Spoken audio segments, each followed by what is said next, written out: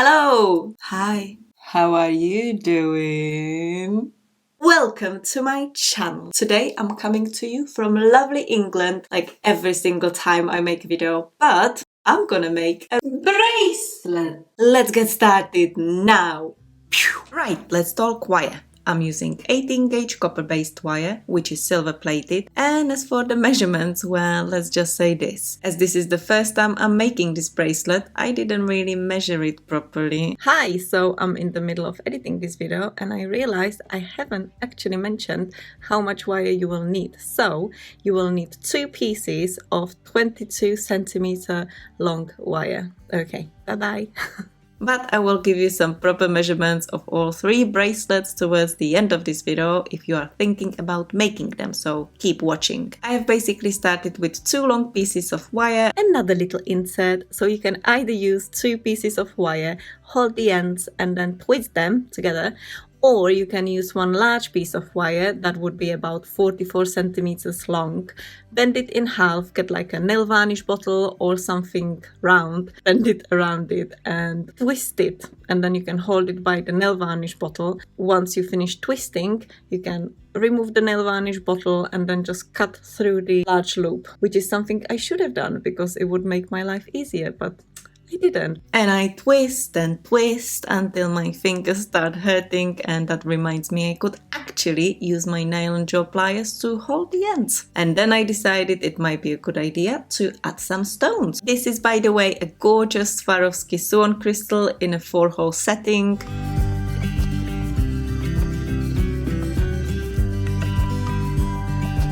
I want to show you something. So the holes can sometimes be quite narrow, quite small for the wire. I mean, usually I can fit my wire through, but it can scratch the wire. So a little trick is to obviously enlarge them. You can do it different ways. The first trick I'm going to show you is to enlarge them with your round nose pliers. Obviously you have to be careful not to scratch the round nose pliers because you will be using them again, and you basically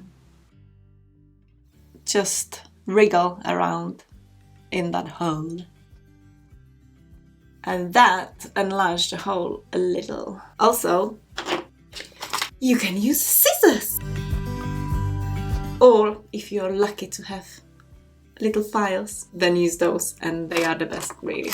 So you grab a small file. This is a small jeweler's file, like a needle file, I think it's called. And it only just fits into one of those holes. And again, twist it and push it in. Twisting, twisting, turning around. That's it. And I'll show you the big hole. See? You can fit a car in there if you want to. Maybe a Mini. You get the point. Let's go back into the tutorial. I grabbed my chain nose pliers and bent each wire inwards a little and then added my crystal.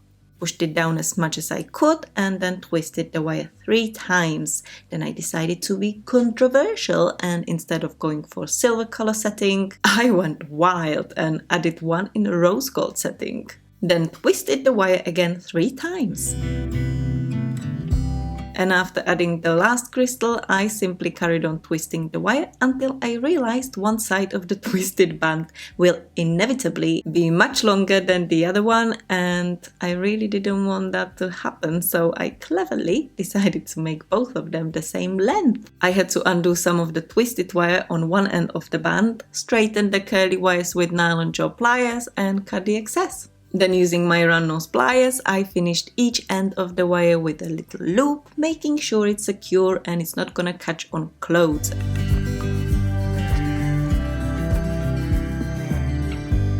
And then I straightened the whole band, including the crystals of course, making them all level and facing upwards. And when I came to shaping the bracelet, well, the only thing I could find was a little top from a jar I had nearby, so I wrapped it around, creating the initial round shape. Then I shaped the bracelet into an oval and put it on my wrist.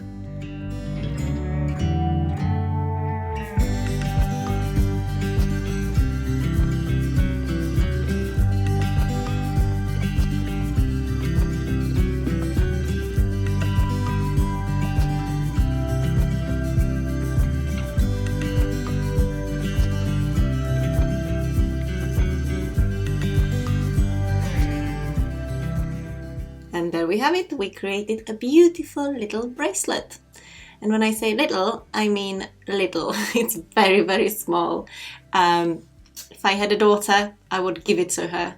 It's definitely too small for me. But I don't have a daughter. I've got 2 boys and one of them would probably eat it. The other one would, I guess, throw it into the bin. So if you wanted to make one of these yourself, then I would definitely say do the measuring bit properly.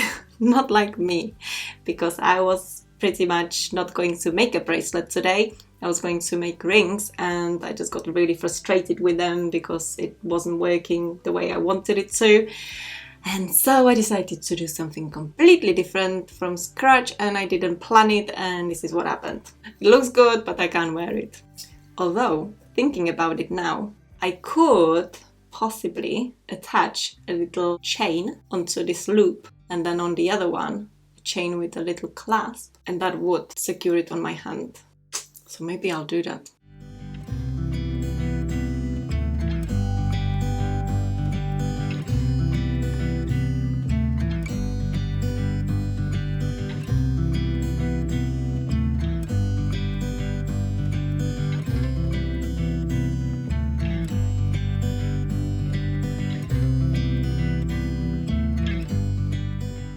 Okay, so here is the finished bracelet and it's looking good, I think, but I decided to alter it a little bit more and I made these loops a little bit smaller, and also the loops where I've got chains attached, I made them straight, so they were facing to the side, but I made them sort of straight. They look much better, I think. Here is the chain. I must say it feels alright on my wrist. I was a little bit afraid it wouldn't feel comfortable with the chains, but it feels alright. It's nice and comfy, although I do wish I made the twisted parts longer and therefore, being able to wrap it around the wrist more and not having this closure, because I just don't like clasps and chains and bits and bobs like that on my wrists. It's really fiddly to close it and open it. That's the only reason. Okay, so I'm gonna undo this bracelet. I'm gonna straighten it because I want to show you exactly how long it is. I want you to have a better idea.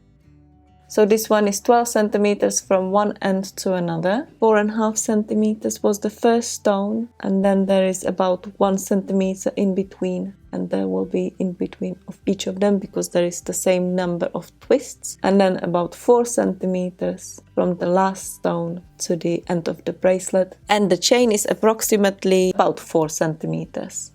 So you can see, and on the other side, including the clasp, about 3 centimeters. Okay, so here it is in inches, so hopefully that will give you an idea. Just over 7 inches altogether, including chain.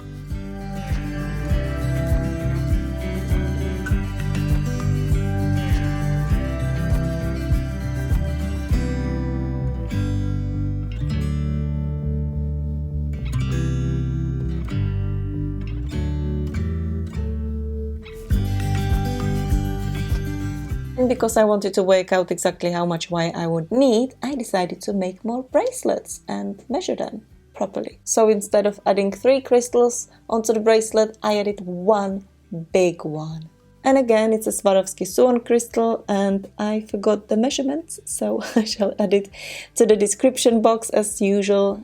And I finished it by making these spirals on each end. I usually finish my rings and bracelets this way because I think it's the easiest way, and I think it looks good. 15.5 centimeters here, just over 6 inches.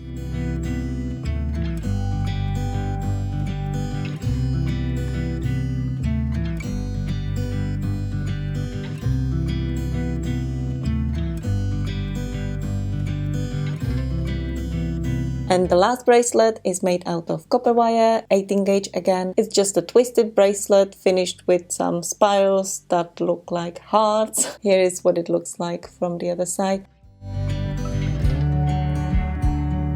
So this bracelet from one end to another is about 15.5 centimeters, just over 6 inches. And basically what I did at the ends, I left these little untwisted wires about 2 centimeters. So I basically made spirals on each end facing inwards, and that created this little heart. And then I stuck Swarovski flatback crystals, as always, with my E6000 glue. On, not on, not on.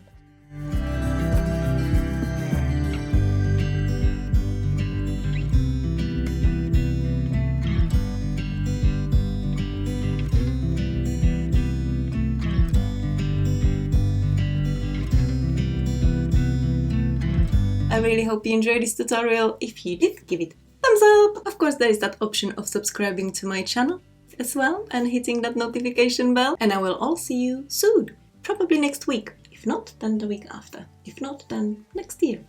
If not, then maybe in the next life. I love you. See you later. Bye.